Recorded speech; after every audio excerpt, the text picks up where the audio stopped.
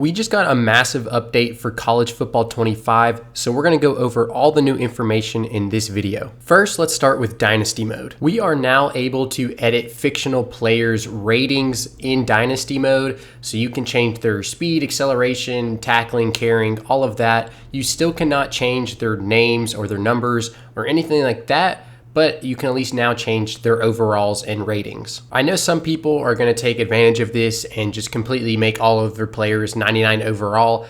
I don't want to do that because I like playing a realistic Dynasty mode. However, I might utilize this if I feel like a player is not progressing as they should be. Sometimes you'll get a player with an elite development trait, but for some reason they still just don't progress like they should. So that's the type of player I might use this, where I just bump up his stats to make him better. Next, EA adjusted the Super Sim for Dynasty mode, so they reduced the completion percentages across the country, especially limiting quarterbacks completing more than 70% of their passes. So right now, if you were simming games, the completion percentages for quarterbacks were just unrealistically high, so they are lowering those, which is good. But the second bullet point I think is much more important. It says introduced new AI Super Sim timing logic for in-game simming. Playtime will now scale to the selected quarter length. And so what I'm hoping this means is now when you sim a game, or let's say you play part of the game and then you go into Super Sim and sim the rest of the game, I'm hoping this means that the amount of time that runs off the clock makes way more sense now.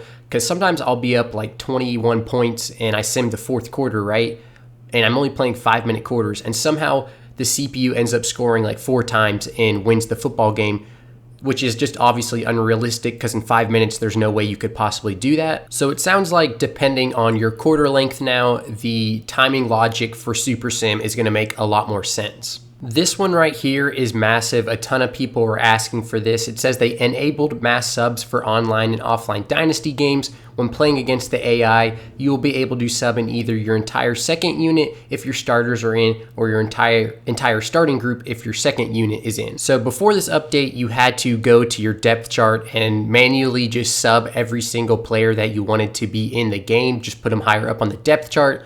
But now you can go to the mass subs and just put in your whole second group or put in your whole starting group. So this will be helpful when you're just blowing out a team and you want to quickly put in your second unit. You can just put in all your backups and let them get some playing time. A few other things here for Dynasty mode. It says further tuning of award systems, and right underneath that it says fixed an issue with the stat display for returner of the year. So these are both good updates, because I think right now the award system and like the awards for the Heisman and for the best running back, best wide receiver, best quarterback, all those awards, I think right now we've had issues with them, especially with how it displays the stats, who it gives it to. You have some guys that absolutely ball out, and for some reason they don't win the certain award. So hopefully this fixes those issues, or at least is a step in the right direction, because I have heard a lot of people complaining about my guy had 20 picks and he didn't win Best DB of the Year. Obviously, that's kind of unrealistic because no way he doesn't win that award. So again, hopefully these updates kind of address those things. Next, it says updated data for Kent State and Oklahoma State coaching staff. Not entirely sure what they did there, but it says you will need to start a new dynasty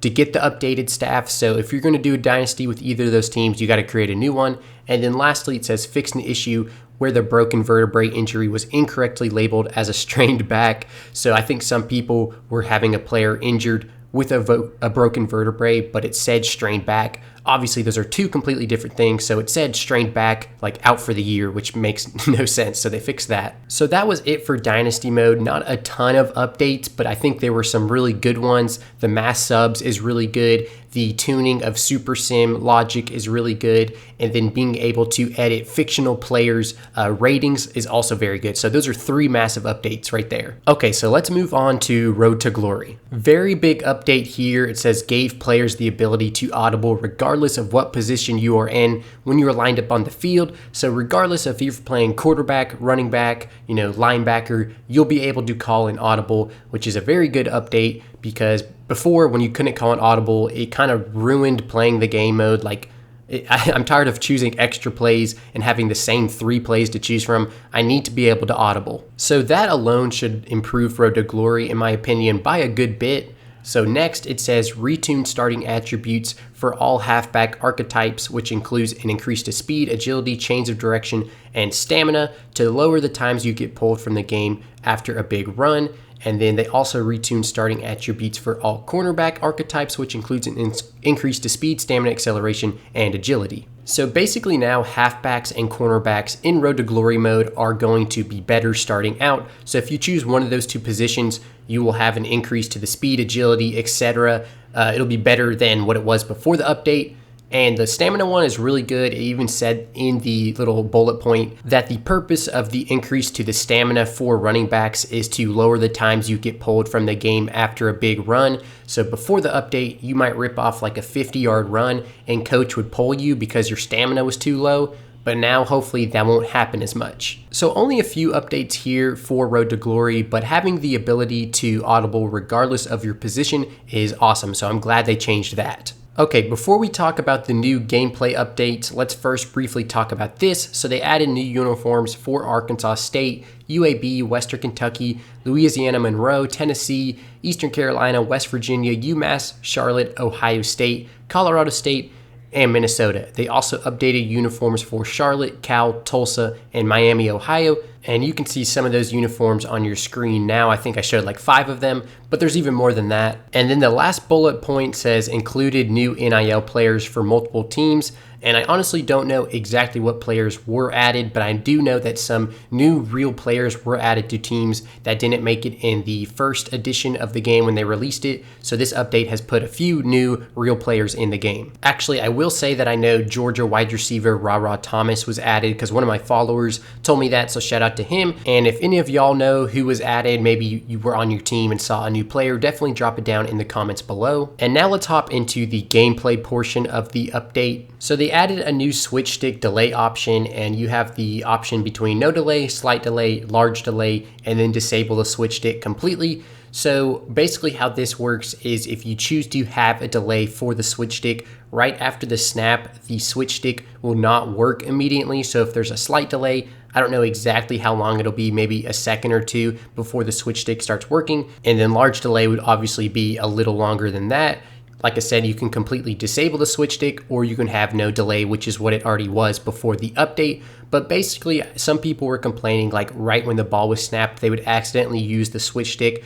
So the delay will prevent that from happening. They also fixed an issue where players would receive a speed boost when using custom stems and smart routing. And I don't think I ever really experienced this issue myself, but basically some players were, using a hot route or a custom stem. And then I guess that player, that receiver was getting a speed boost randomly, which is kind of weird, but they fixed that. Now this one right here is absolutely massive in my opinion. It says increase the responsiveness of the pass block slider for users and CPU. So if you go into your settings and mess with the slider, specifically the pass block slider, it should respond more now to you adjusting that. So if you bump it up, you're going to see a noticeable difference, or if you bump it down, you should see a noticeable difference, whereas before it was less of a difference. So this update will dramatically increase or decrease the pass blocking ability using that slider. And then the second bullet point says fixed an issue where defenders could slip through double teams without the appropriate animation. And now if you remember, I literally made a video specifically about this like a week or two ago,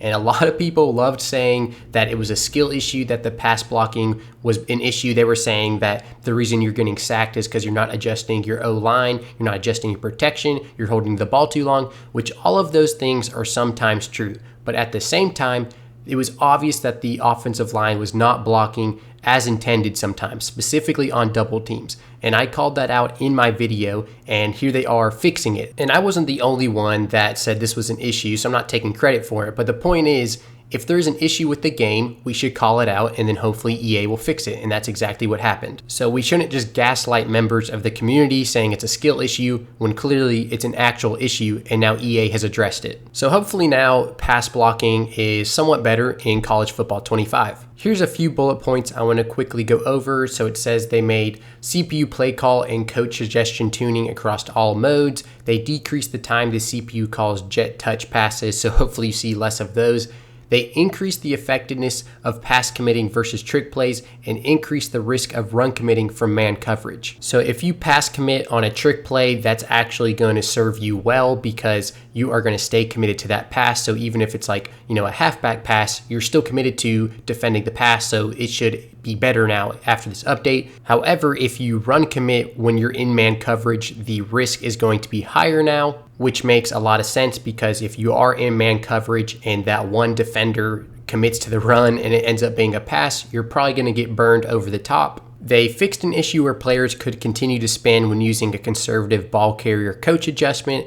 I did not experience that myself. I did see people post about it on social media, but they have fixed that now. Thankfully, once again, they have adjusted the AI logic to significantly reduce the chances of receiving a roughing the kicker penalty on punts and field goals. So hopefully you'll see less roughing the kicker penalties. That has still been an issue. They addressed it in the last big update, but it still wasn't fixed clearly because it's still an issue. But hopefully now after this update, it will no longer be an issue. And last bullet point says increase the chance for defensive linemen to stiff out halfback screen plays. So now if you do screens, the defensive linemen might realize, hey, it's a screen and go towards the running back instead of running towards the quarterback. But I'm actually hoping in some ways this benefits the offense, and the reason being because right now they never sniff out the fact that it's a screen and they just sprint towards the quarterback and you do not have time to throw the football. Like, you get sacked immediately. So now maybe if the linemen realize it's a screen, they will move towards the halfback, but they won't be quick enough to get out there. But it'll also give your quarterback more time to throw the football. We'll have to see if that's how it works, but that's kind of what I'm hoping for. Last but not least, they added some new formations. So you can see 11 new formations here to the following teams' playbooks. So single back wing slot over to UConn and Charlotte, pistol ace double wing to Ball State. I'm not going to read all of these. Pistol bunch open to Mizzou, pistol weak slot over to A&M and Cincinnati. You can read through these, you can pause the video. But then after all those new formations, it said they added new jet sweep series plays under center for Utah, Bowling Green, and Kentucky. They added more formations and plays to multiple teams' playbooks, specifically empty and short yardage formations. And then very last bullet point, change default personnel for Liberty's pistol formations to have 2 halfbacks instead of 1 halfback and a tight end / fullback. So a lot of new formations, a lot of new plays. I love the little details and the time they're putting into making sure that each playbook is realistic toward what the team actually uses in real life. They've done a fantastic job in that area. The commitment to roll out new plays and new uniforms so far has been awesome. So I hope they continue to do that throughout the life cycle of this game. To summarize this video, I think the 9 biggest updates that we got were the ability to edit fictional players' ratings.